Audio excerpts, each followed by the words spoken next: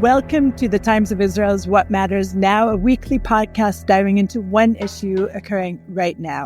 I'm your host, Deputy Editor Amanda Borschel-Dan, here with our senior analyst, Haviv Rettig Gur. Hi, Haviv. Thanks for joining me today. Hi, Amanda. Thanks for having me. Always a pleasure. And listeners, I actually ran into the Haviv in person when we were at the butcher shop. I was with my father, and he was so over the moon to see the Haviv in person that, Haviv, why don't you tell us where you're going to be in the next week so people who are around the world perhaps can see you as well? Sure. If that's useful to anyone.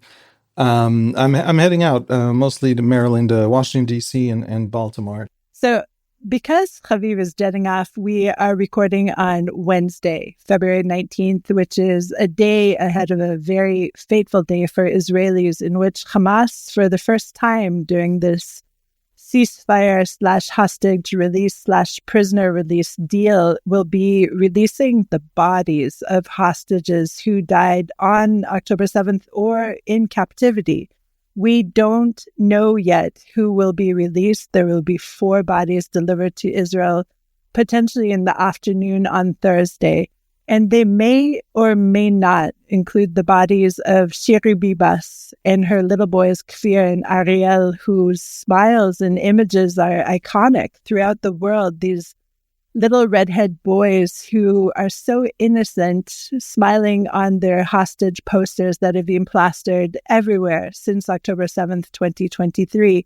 And every feeling person grieves at their potential loss, and official Israel has really grave concerns for their fates. We don't know yet officially what is their fate. But Haviv, what have the Bibas children meant to you this past more than a year and a half? I have 4 little kids. Israelis generally are a population with a lot of kids. Jews and Arabs and secular and religious all have higher birth rates than just about the rest of the developed world and most of the world generally. And it's really a society organized around kids, public institutions, and just the sort of ethos. Kids run around in the streets. It's not quite a society, terrified by cable news that everyone is about to kidnap your children every minute, so no kid is ever allowed out of the house for generations. And in this very, not child-friendly, but child-focused society, they came to represent my kids. In other words, I think that my just emotional, intuitive, instinctive reaction was that that's what they would do to my kids if they could. And we have polling on this, where Israelis say about Hamas and say about Gazans. The Bibas kids were taken not by Hamas Nukhba force fighters. They were taken by plucky, Gazan civilians taking the initiative. A mother and her 2 little kids, a baby, were hauled into Gaza as trophies and murdered there. And we have polls on this. 90% of Israelis believe, and the story of the Bibas family is a big part of creating this belief, that the other side wants to murder us all. And if that isn't true, and it isn't quite as true as Israelis think it is, but if that isn't true, it's still a profoundly important fact going forward for the future of Palestinians and Israelis. And so would the Bibas kids represent my kids to me? I can't look at them and not think of mine, and I can't look at Hamas taking them and not imagine Hamas taking mine. And it's awfully hard to think straight once your amygdala has been activated in that way. And frankly, I don't always want to think straight when I think about the Bibas kids. Right. So what we're going to talk about today is a lot about perception and, in a way, image, how Hamas has presented itself and how that image is potentially crumbling upon the world stage right now. So we're going to talk all about that when we're back.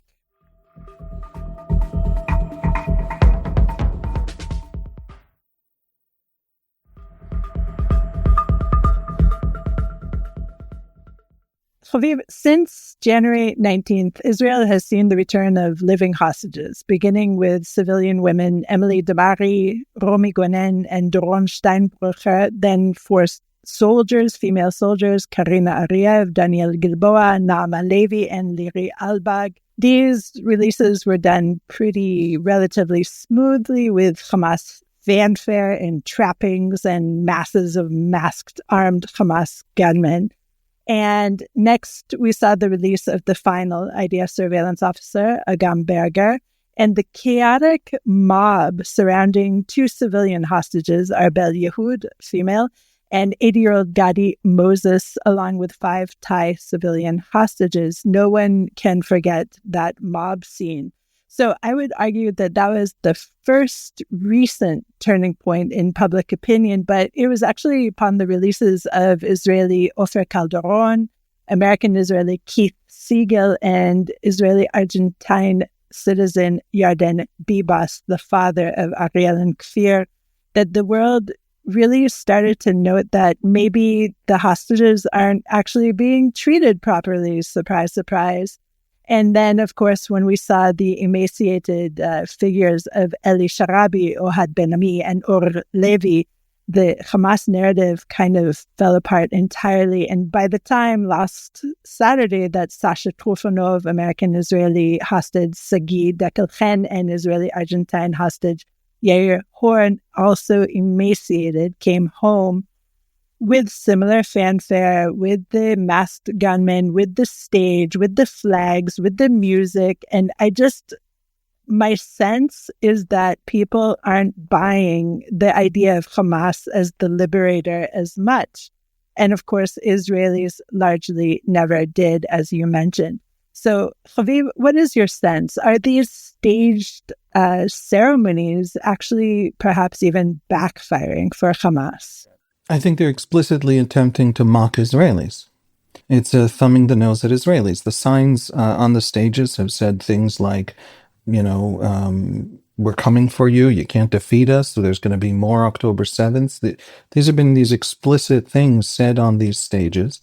And giving them a little tote bag is a mocking of Israelis, as though, everything in Gaza, it was just adorable. We were just having fun. It was like you've done so little damage to us psychologically that we can sit and prance around and have little ceremonies and people holding up, expensive Samsung phones and cheering as Hamas parades these hostages across stages. The point was to sell 2 audiences. One is Israelis, to mock them, to mock the Israeli war effort, to argue that Hamas has won, has survived, and is perfectly fine. Now, Gaza is devastated. Hamas's own ranks are devastated. The purpose is the message. It's not accurate. It's not an accurate reflection of Hamas. But there is no other part of Gaza. There's no other political force in Gaza that isn't Hamas that can step in. And so the 20-30% of Hamas that remains intact, nevertheless, can still rule Gaza. And one of the things we've seen as the ceasefire took effect and Hamas began building out these stages was Hamas gunmen running around Gaza killing people, killing dissidents, killing what they claimed were thieves, aid thieves. But of course, the biggest aid thieves, and we have data on this from the UN now over the last 2 weeks, are Hamas themselves. They're killing dissidents, and they filmed these killings in the street in broad daylight of dissidents and uploaded them to social media. And their message to Gazans, which is also part of the hostage releases and also part of these video footage of Hamas gunmen killing Gazans, is we are in charge. Don't you dare think that we're not in charge. And they've been, we've seen 2 messages just over the last week. I believe it was Osama Hamdan in Qatar, in Doha, who said there's no future rebuilding of Gaza without Hamas. You cannot build out any kind of process that Hamas isn't a part of. And I think that was deemed a mistake when he said that, because then a few days later, we heard from Hamas officials talking to the Egyptians that in fact Hamas is okay not being part of the governing coalition in Gaza that will rule after, right? And I think that's because the Qataris, the Egyptians, and others who have gone to bat for Hamas have been telling them, guys, if you're in charge, Gaza can't be rebuilt. So don't be in charge. Adopt the Hezbollah model, where you're the most powerful military. Everyone has to do what you say, but you don't actually have the responsibility because you haven't taken on literal governance. That's the future for Hamas in Gaza. And I think that is now the future that Hamas is aiming for. And so we have the messages from the hostage releases to Gazans that we're in charge, to Israelis, you haven't won, you'll never win, we're all just happy-go-lucky here and relaxed. And we tormented these people without consequence. There have been horrific consequences, but they're pretending like they haven't been to the Israelis. To the world, of course, they do nothing but talk about the terrible consequences. And at the same time, trying to figure out their way forward in a post-Hamas Gaza and ensure that, in fact, it is still ruled by Hamas. Don't you think, Haviv, that that's the third message, that they're actually presenting this third message to the world? We have the first message to Israel, tormenting Israel, mocking Israel. The second message to the Gazans themselves, hey, we're still in charge. But the third message is through these quote-unquote statesman-like procedures, the signing of a document with the International Red Cross and an international body that, hey, we are not only in charge, we're the only game in town, and if you want anything to be done, it has to be done through us. It's three messages they're presenting at these ceremonies, no? I don't know. The fact that the International Red Cross has played that game with Hamas is a shame on the International Red Cross.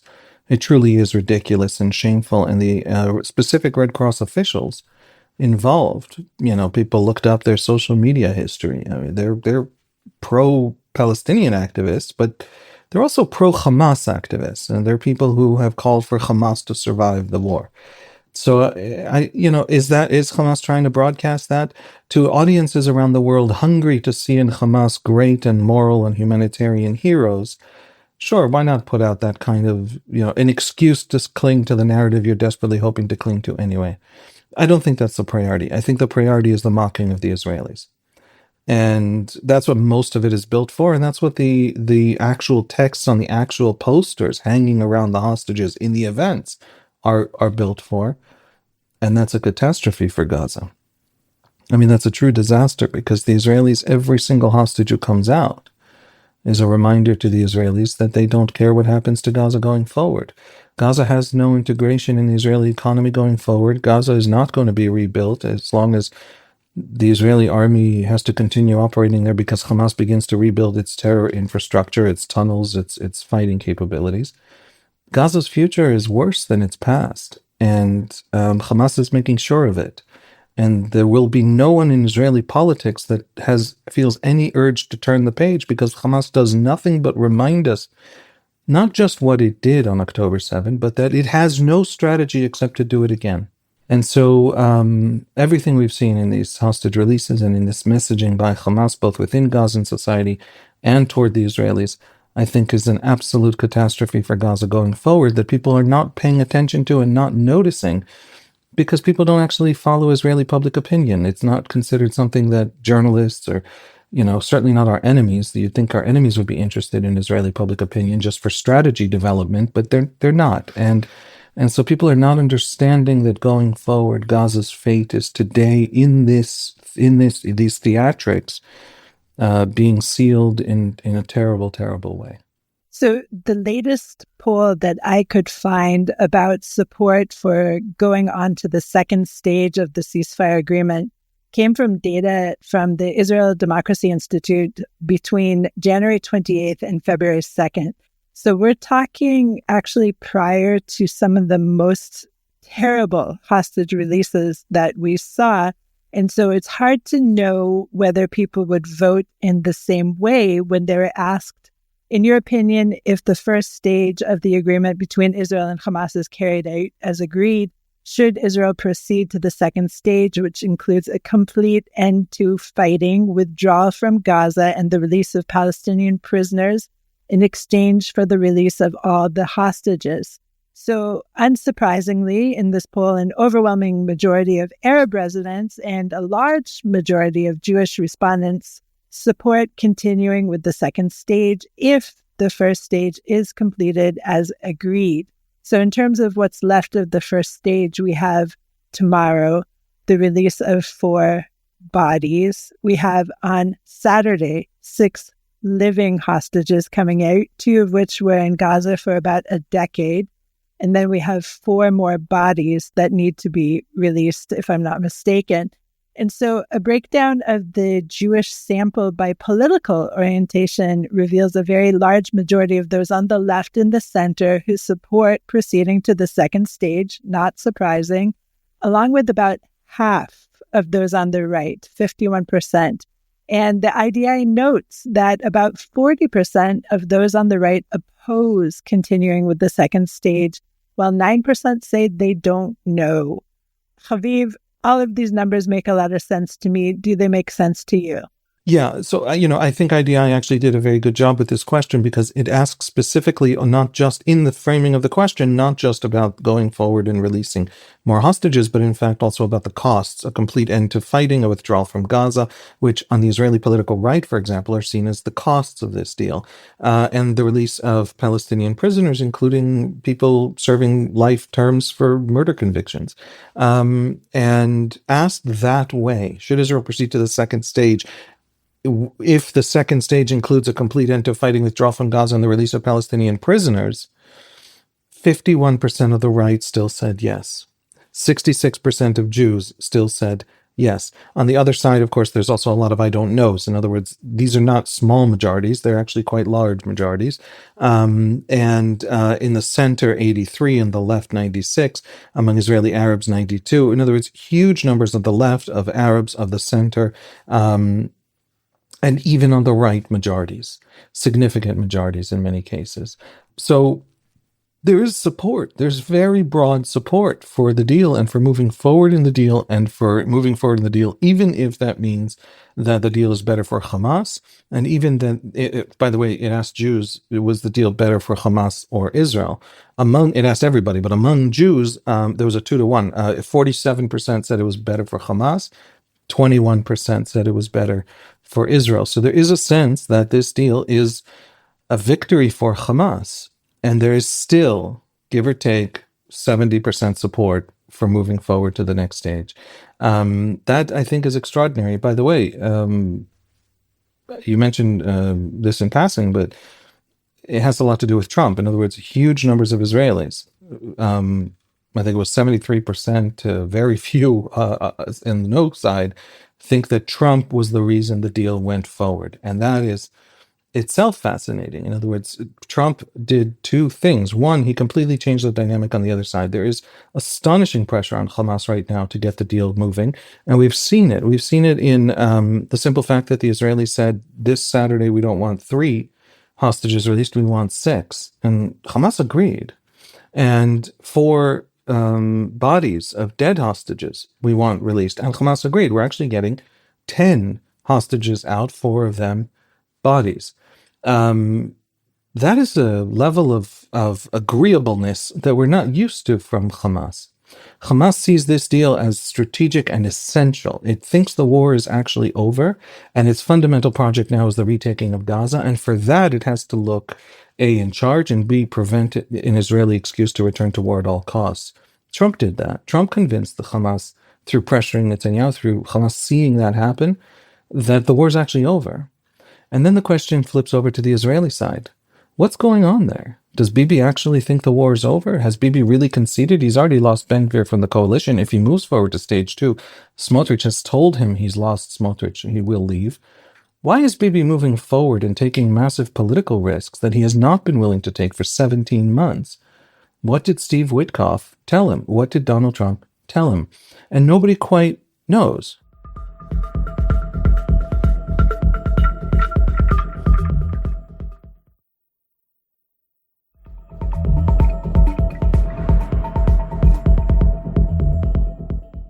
Before we move on to that, Haviv, and I think it's a huge realm of speculation, obviously, I just want to also add that Hamas, according to reports, has also offered in stage 2 to release all the hostages at once. There will be no more Saturday releases of 3 at a time, that all the hostages would come out at once. So that makes this even more puzzling in a way. And one of the things that I proposed to you, Haviv, is that Hamas has actually decided that they will never be defeated because Hamas is more than just an army. It's more than just a political party, if you will. It's an ethos. It's ingrained in the people, and there is absolutely no way that they will be defeated at the end of this war. And you kind of disagree with me. Well, no, I don't think Hamas decided that now. I do think Hamas believed that. In other words, Hamas is one of the great, dogmas and fundamental beliefs of Hamas, and it has to do with also their religious ideology, is that they're undefeatable. But I think that I think that's substantively incorrect. There is an Israeli strategy that would defeat Hamas at great cost to Gaza. A 3-4 year degradation war of whack-a-mole will actually destroy Hamas. It'll also destroy everything left in Gaza, and the civilians will be living in tents for those 3 years, and it'll be a disaster. But there is a strategy available to do it. It's not that it is literally impossible. There have been examples where standing armies were unable to defeat guerrilla forces fighting from within supportive civilian populations, and Algeria, Vietnam, and there have been tremendous numbers of examples where they were successful. ISIS in Iraq, for example. And so it's not that it's not doable. Hamas certainly believes they're invincible because God said so.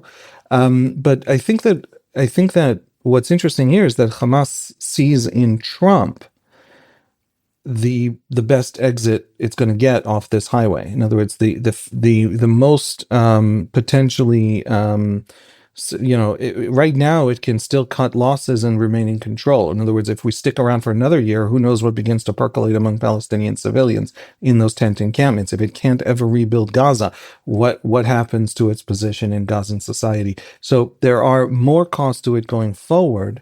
And mere survival is a vast victory that it can claim. And so this is the moment to take that leap and be on Trump's good side. And the Israelis have agreed to it. And so Hamas agreeing to release all the hostages at once in the second stage is an agreement that is conditional on the second stage being a total end to the war and complete Israeli withdrawal from Gaza, including the Egypt-Gaza border. And that means the complete reopening of the tunnels and of Hamas's resupply and of Hamas beginning to rebuild, never mind Gaza, which will take 15 years. Rebuild itself is something it can do in a year and a half. And so it's the Israelis saying, that's it, we're done, Hamas gets Gaza back. For that, they'll release everyone. And the Israelis so far are agreeing. And that's fascinating. And nobody's quite sure why. What deal has Netanyahu struck? Now, it's not just that Netanyahu's caving. I have been very angry at Netanyahu for caving to every little whiff of pressure from Biden for 17 months. Opponents of Netanyahu have actually developed serious conspiracy theories that have been believed, according to polls, by 35% of the population, that Netanyahu is caving to Biden on purpose to delay the war because after the war there's an election and he doesn't want to face an election. I'm not saying that's true. I'm saying 35% of Israelis believed it about him because he caved so much over the course of the war, delaying the Israeli entry into Rafah, delaying this and delaying that, and being so hesitant in the conduct of the war that it really truly frustrated Israelis on the left as much as the right. And suddenly he is courageous. Suddenly he's willing to jettison his political allies. Suddenly he's willing to sign a deal that leaves Hamas in charge of Gaza. Now, let's, setting aside the simple question of Gaza, folks, leaving Hamas in charge of Gaza is the cruelest thing Israel could do to Gaza. It means permanent war forever, going forward forever and ever, and it means Gaza never really recovers. So that, he might sell it to, he might cope with that fact that way. But why is he actually willing to make this political sacrifice? And the suggestion currently being made by the Israeli debate around Netanyahu, and I wish I knew, and I wish he was speaking. And he, of course, doesn't speak to the public. He doesn't like to. He likes to keep everyone in the dark. But there's a lot of very frustrated and angry right-wingers. And to them, he says, wait, this is good. This is worth it. And it's probably, I'm guessing, it's hard to believe that it's about annexation in the West Bank. Annexing 30% of the West Bank is something that Trump will recognize, Israel will recognize, no one else on earth will recognize, and it might not survive the next American election. Is that the great triumph? I'm guessing, pure guess, from all those data points, that it's about Iran. And it's a dramatic promise about Iran. And it's a promise that Netanyahu believes will actually set his legacy on Iran. So, Haviv, the dramatic promise ostensibly could actually go two different ways, in my opinion. It's probably Iran, because we all like to think about Iran. But couldn't it also be potentially Saudi Arabia? Why do I say this? Because Trump, of course, has famously said, even on inauguration night, that he doesn't want to start wars. He wants to end wars. So if he is consistent on this, and potentially he could be, who knows, then potentially the big promise could be making more peace versus making more war. I don't know. What do you think of that? Saudi normalization would be the huge breakthrough. Everybody wants it, the Israelis, the Americans, and the Saudis, but it would involve a lot. It'll involve Israel opening a political window, even just at the level of an excuse to the Saudis for the Palestinians. It's not clear Netanyahu can give that. The great achievement the Saudis hope to achieve from normalization with Israel isn't really about Israel. It's about America. It's a defense pact with America. It's building out a Saudi-Israeli alliance with a lot more allies like Morocco and the Emiratis, etc., in the region to face off against the Iranians, who are enemies of all these groups, backed by the United States. It's building a pro-America alliance in the Middle East that is capable of fighting its own wars without American intervention. It allows America to pull back from the Middle East because this would be an alliance with real profound capabilities. And that's the concept. But to get that, what the Saudis have asked the Americans for is a defense treaty.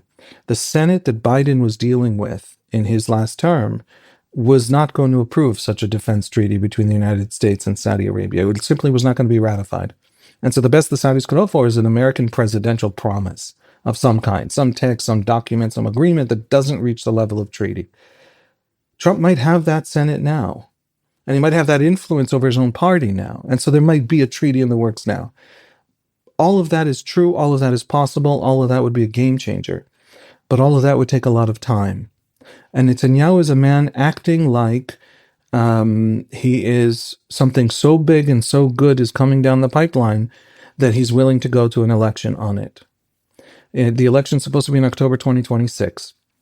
By the end of March, they have to pass a budget that the ultra-Orthodox parties have said they're going to bail if it doesn't include a exemption in law for ultra-Orthodox young men not to serve in the army. Everybody has just served in the army for hundreds of days and there are hundreds of dead soldiers. Everyone has sacrificed. And the ultra-Orthodox now are demanding that in Likud itself, we have a lot of polling on this. Likud voters have served disproportionately in the military over the last 17 months. 60% of Likud in these polls would prefer an election to a bill that exempts the ultra-Orthodox. The coalition itself is profoundly divided on it, and the ultra-Orthodox have said we're not voting for the budget by the end of March if the bill isn't included, because then we simply don't believe it'll happen. And so the coalition might be coming apart anyway by the end of March, which puts an election in June, July. And Netanyahu might have been given by Trump a thing that makes that viable, and that's why it doesn't matter to him that Smotrich and Ben Gvir are jumping ship, and he's willing to make these dramatic steps in Gaza. Now, everything I've just said hurts because it means that Netanyahu really is politicking his way through the question of the hostages, which is something he should pay a moral cost for. But it also means that something big is coming down the pipeline. So it's probably not Saudi because it takes too long. It's probably not the West Bank because it's not big enough or permanent enough. And that leaves Iran. And if it is Iran, that's big. Yeah.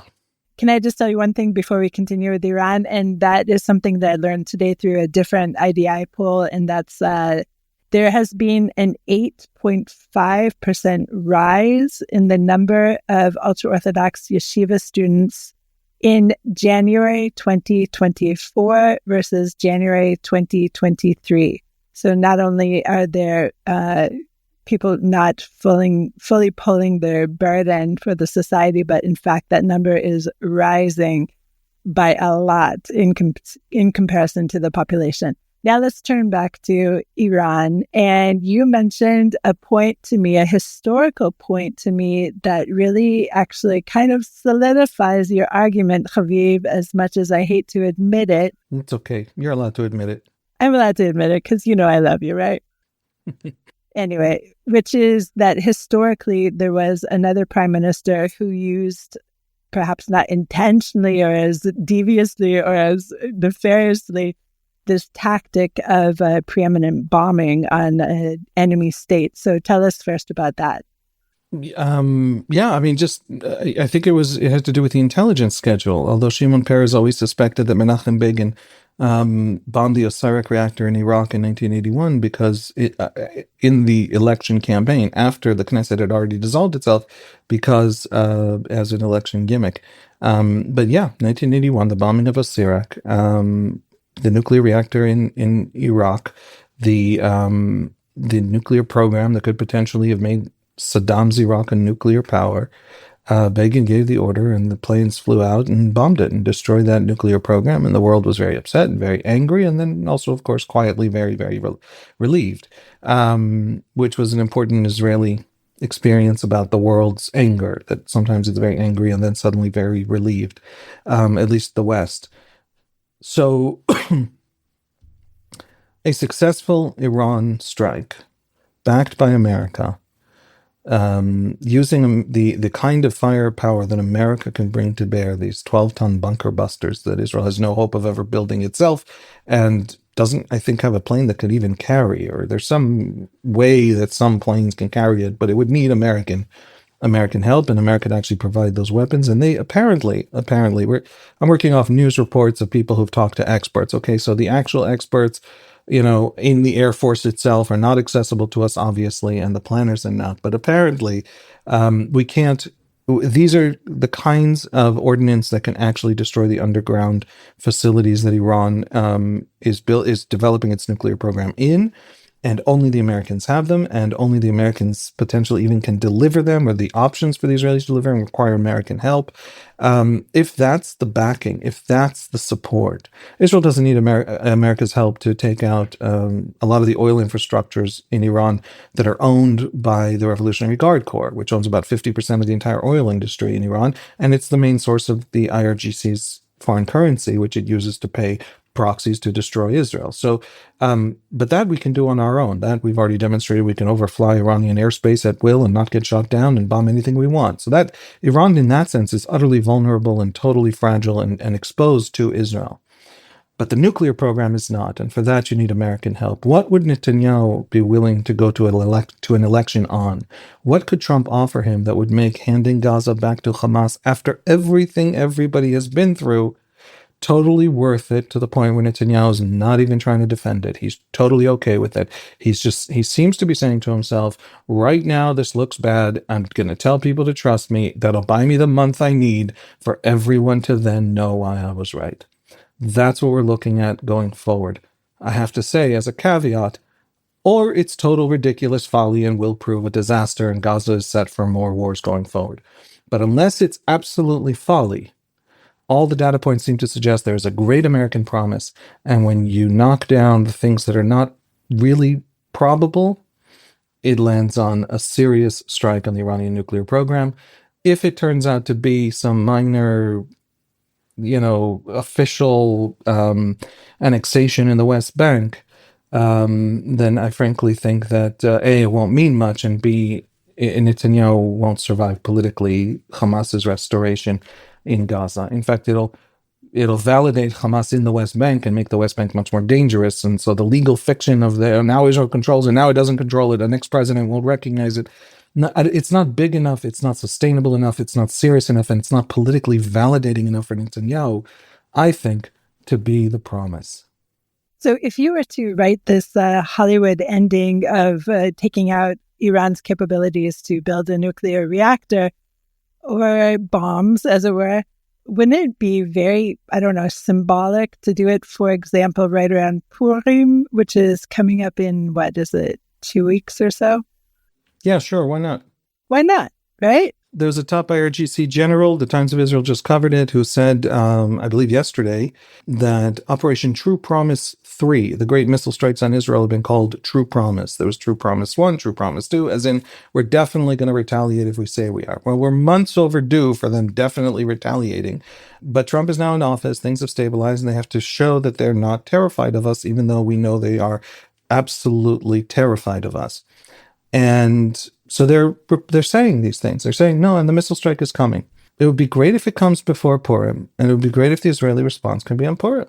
But if you say that out loud, they'll be more prepared. So let's all tell them it probably should come 4 days after Purim. And let me I'm being flippant for a reason. I was a big supporter of the ceasefire in Lebanon. I think that Israel got a tremendous amount of benefit for very low cost. Almost no civilian, some, but very little civilian harm in Lebanon. Hezbollah crushed in ways that nobody expected Israel to be able to do so easily. And staying in Lebanon and continuing to fight in Lebanon would have massive diminishing returns. We would get less, and we would encourage, mass mobilization for Hezbollah, and we would actually make it more difficult for the rest of Lebanon to come in and fill that vacuum and actually push Hezbollah out of control of the country. So I was a big fan of the sort of left-leaning argument, ceasefire in Lebanon, let's not have a terrible war in Lebanon. I believe that we owe Gaza a lot. This war broke Gaza. As Colin Powell said about Iraq, you break it, you own it. We have a tremendous debt to Gaza. We also, eventually Hamas has to be gone or it can't be done. But we do nevertheless have those debts. In Iran, none of those equations, none of those questions exist. So I feel pretty lefty in Lebanon. I feel center-left in Gaza. I feel like Attila the Hun when it comes to the Iranian regime. I don't owe the Iranian regime anything. All I have to do is break it. I don't have to fix it back up again. And so I really, truly don't understand why they have done to us most of what they can do to us. They don't have a whole lot more options. They've climbed a good long way up that escalation curve. And we are just at the bottom of what we can do to them. And so continuing the back and forth is absolutely massively in our favor. They've had a strategy over the last 30 years of slowly through proxies, so the costs never come back to Iran, escalating the harm, changing the status quo to be slowly ever worse for Israel, and all the costs over time are on Israel until Israel's fall and destruction. Nasrallah talked about this publicly. The Ayatollahs talked about it publicly. This was their strategy. Well, if their strategy was a slow burn until Israel is destroyed with no cost to Iran, obviously our strategy needs to be massive escalation, riding up that escalation curve because we have total escalation dominance until we smash them. And if that can be done in the next 2 weeks, why the hell not? If we take out those nuclear sites, if we take out the oil sites, if we take out the capacity of the regime to rebuild because it literally will be bankrupt, this is a country that's gone through a bad winter and doesn't have oil because the regime has ruined it. Iran would be one of the great success stories of the 20th century, but for this regime, its incompetence, its endless, ridiculous ideological wars. And so if we can force that point, force that choice, and break that regime, and I'm not talking about regime change, I'm literally just talking about break its economic backbone and break its nuclear program, and on Purim would just make it absolutely delicious. Why the hell not? What are the costs? They're going to launch more missiles at Israel. There's nothing they can do to us that isn't worth it. And so, hopefully. So we just heard the book of Haviv. Thank you very much. And you contain multitudes, as always, Haviv. Thank you very, very much. Including Attila. Including Attila. That was a good one to pull out of there. So Haviv, safe travels. I await our next conversation, and it's so great to see you today. Thank you, Amanda. Thank you. Thanks for listening to the Times of Israel's What Matters Now. Please check out another installment next week. This episode was produced by the Podwaves. If you have any questions or comments about this or any other episode, please drop us an email to podcast@timesofisrael.com. Until next week, Shalom.